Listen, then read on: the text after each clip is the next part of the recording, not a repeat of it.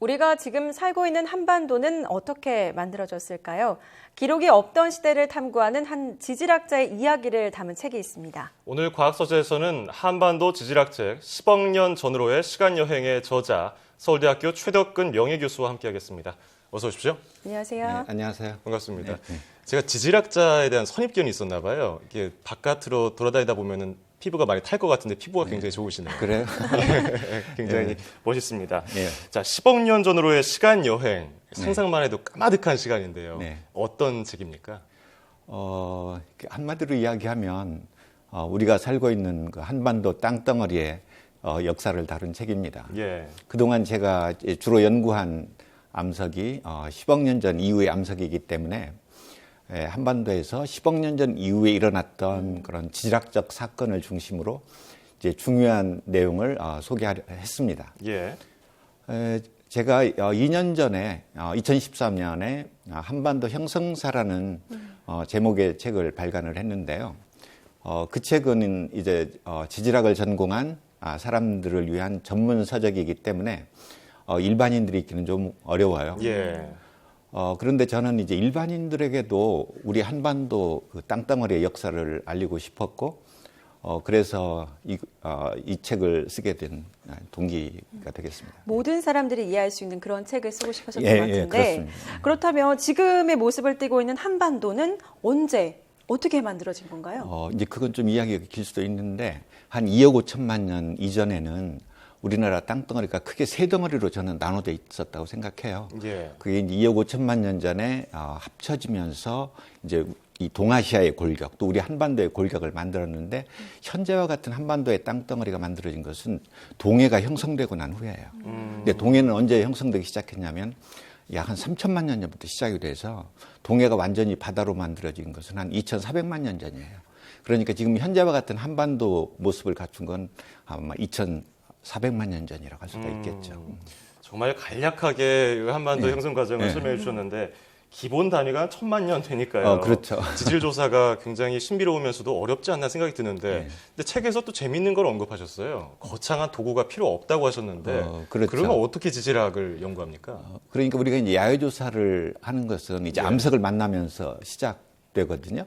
그러니까 우리가 어느 지역을 연구하겠다고 정하면 이제 그 지역에 가서 이제 암석을 자세히 관찰하고 이제 관찰한 내용을 기록하고, 이게 필요한 경우에는 이제 암석 시료를 채취를 해서 이제 실험실에서 분석도 합니다. 예. 그러므로 실제로 이제 야외 조사를 할 때 필요한 것은 이제 지형도, 우리가 보통 말하는 지도, 예. 그다음에 조사용 망치, 그다음에 관찰한 내용을 기술하기 위한 뭐 노트, 뭐 돋보기, 카메라 등 이런 건 충분해요. 예. 그러면 이렇게 이제 지질 조사를 해서 나온 결과로 만들어지는 것이 지질도인데, 네. 지질도는 암석의 종류와 나이에 따라 이제 구분한 지도라고 말할 수 있어요. 예.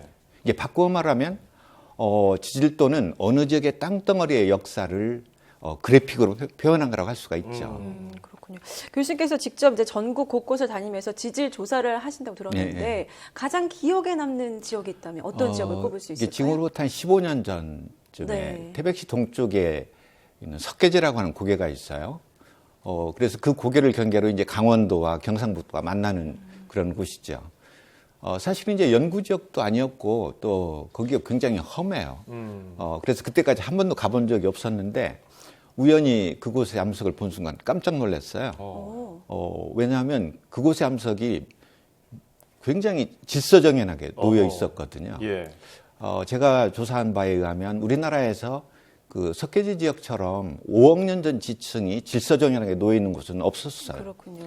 예, 그래서 그곳의 지층은 이제 우리가 보통 알고 있는 캄브리아기하고 오르도비스기의 지층인데, 나이로 보면 5억 2천만 년 전에서 4억 6천만 년 전 사이에 쌓인 퇴적층이에요. 그래서 우리 연구실에서는 이제 그 석계제의 암석과 화석을 연구해서 그동안 발표한 논문의 수가 20편을 넘겼으니까 제 입장에서 보면 정말 석계제는 보물 같은 장소라고 할 수가 있죠. 예. 특히 이제 2004년도에는 국제 캠브리아기 학술회의가 한국에서 열렸는데 그때 석계제 이제 외국에서 참가한 학자들과 하루 종일 관찰하고 토론해도 충분할 정도로 좋은 장소였습니다. 질서정연하게 놓여 있다는 게 어떻게 놓여 있다는 이게 겁니까? 보통 암석을 보면 이제 막 이 휘기도 하고 예. 잘리기도 하는데 그쪽 아하. 지역은 아주 층층이. 층층이 잘 놓여 있었던 그렇군요. 것이죠. 이게 태백 다른 지역 가면 그런 곳이 없어요. 굉장히 이 지질학적으로 중요한 중요한 곳인데요. 예, 예. 지질학을 어떻게 보면 지구의 나이트라고 할 수 있지 않겠습니까? 네네. 왜 중요하다고 보십니까? 그러니까 우리가 일반적으로 지질학의 실용적 중요성을 얘기를 하면 예. 우리 생활에 직접적으로 이제 뭐 유용한 뭐 광물 자원을 찾는달지 또는 국토 개발에 어떤 자료를 얻는달지 또는 환경 보존 등에 이제 이용할 수 있다고 말할 수 있겠죠, 일반적으로. 예. 그렇지만 저는 개인적으로 지질학의 학문적 중요성이 더 중요하다고 생각하는데 우리가 살고 있는 지구에서 현재 일어나고 있고 또는 일어났던 과거의 자연 현상을 정확히 이해하는 일이 더 중요하다고 생각합니다. 예. 이게 우리 지구는 어떤 물질로 이루어져 있고 또 지구 내부는 어떤 모습이고 또 어떤 과정을 겪어서 현재와 같은 지구의 모습에 이르렀을까 하는 그런 내용들이죠. 이게 궁극적으로는 우리 지구에 대한 이해를 통해서 우리 자신의 공간적 또는 시간적 위상을 알 수 있게 되고 예. 그럼으로써 사람들이 좀 더 삶에 대한 가치를 느낄 수 있지 않을까 하는 이제 그런 생각을 합니다. 그렇군요. 책을 보니까 우리나라 삼엽충 조사를 많이 하셨는데 삼엽충이 뭐고 또 이 연구로 어떤 거를 좀 알 수 있습니까? 이게 삼엽충 아마 이제 고등학교 때 교과서에서 배웠겠지만 예, 예. 고생대를 대표하는 화석이거든요. 이게 생물학적으로 보면 이제 절지동물에 속하고요. 오늘날의 가재 또는 뭐 개 그런 것들이 이제 절지동물의 대표적인 생물이죠. 이게 삼엽충은 지금으로부터 약 5억 3천만 년 전에 지구에 출현해서 한 5천만 년 동안 지구의 바다 세계를 지배했어요. 그러니까 바다에는 온통 삼엽충이 살고 있었다는 뜻으로 이해하시면 되죠. 그 이후에 쇠퇴해서 약 2억 5천만 년 전에 지구상에서 완전히 사라졌어요.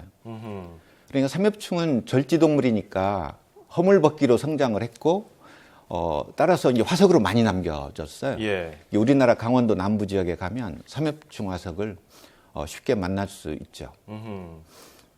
제가 앞으로 지질학의 학문적인 중요성으로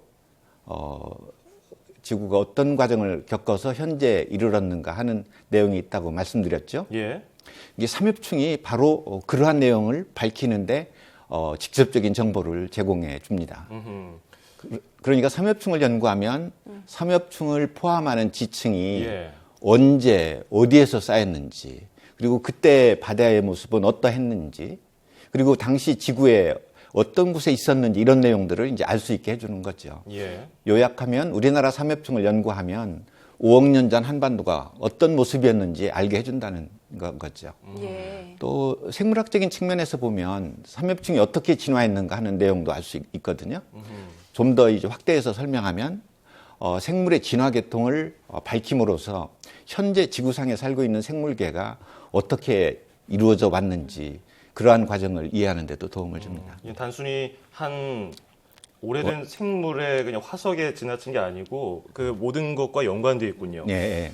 자, 제가 책에서도 자극적인 내용을 봤습니다. 현재 판 운동을 예, 본다면 언젠가는 동해가 사라질 것이라는 분석을 하셨는데요. 예. 어떻게 사람입니까? 예. 예. 실제로 그 이제 제가 연구했다기보다도 오히려 다른 분들이 이제 연구를 했는데, 예. 이제 그 내용을 설명을 하면 현재 판 구조도를 보면 예. 동쪽으로는 태평양판이 있고요, 예. 남쪽으로는 필리핀 해판이 있어요. 근데 이 판들이 모두 서쪽으로 굉장히 빠르게 움직이고 있거든요. 그래서 그 움직임 때문에 결국 유라시아 대륙이 밀리는 거죠. 그렇군요. 예, 그래서 우리 동해가 수축하기 시작한 때가 약 1200만 년 전으로 알려져 있어요. 예. 그래서 만약 이러한 움직임이 계속된다면 결국은 동해는 수축해서 사라지게 되겠죠. 네, 과거도 지금 살펴볼 수 있고 미래도 지금 예측해보는 아주 네. 중요한 항목이 지질학인데 앞으로 우리나라 지질학이 노력해야 될 점이 있다면 어떤 것들이 있습니까? 예, 우리나라 지질학과 관련해서 이제 제가 생각할 때 좀 더 노력해야 할 점은 좀 더 이 학문적으로 좀 더 근본적이고 기초적인 문제를 밝히는데 연구를 좀 했으면 좋겠어요. 이게 제가 앞에서 왜 지질도에서 보면 암석의 종류와 나이가 표현되어 있기 때문에 지질도를 보면 땅덩어리 역사를 알 수 있다고 그랬잖아요. 예. 그런데 현재 우리나라에서 발간된 지질도를 보면 암석의 종류와 나이가 정확히 표현되지 않은 경우가 많아요. 그렇다 보니까 결국 이런 암석의 종류와 나이가 정확히 밝혀지지 않는 한 우리 한반도 땅덩어리의 역사를 제대로 편찬하기는 어려울 거라는 생각이죠. 제가 2년 전에 한반도 형성사를 썼고 또 이번에 10억 년 전으로의 시간여행에서 한반도 땅덩어리 역사를 다루긴 했지만 아직도 미흡한 부분이 무척 많아요. 네. 이게 그러한 미흡한 부분을 해결하기 위해서는 뭐 암석의 생성 과정과 또 그 나이를 밝히기 위한 지질학에서 가장 기초적인 연구가 선행돼야 한다고 생각합니다. 예. 자, 한반도에서 더 나아가 지구의 과거와 미래를 살펴볼 수 있는 흥미로운 학문, 지질학에 대해서 알아봤습니다. 자, 지금까지 10억 년 전으로의 시간여행 저자, 서울대학교 최덕근 명예교수와 함께했습니다. 오늘 말씀 고맙습니다. 고맙습니다. 감사합니다. 네.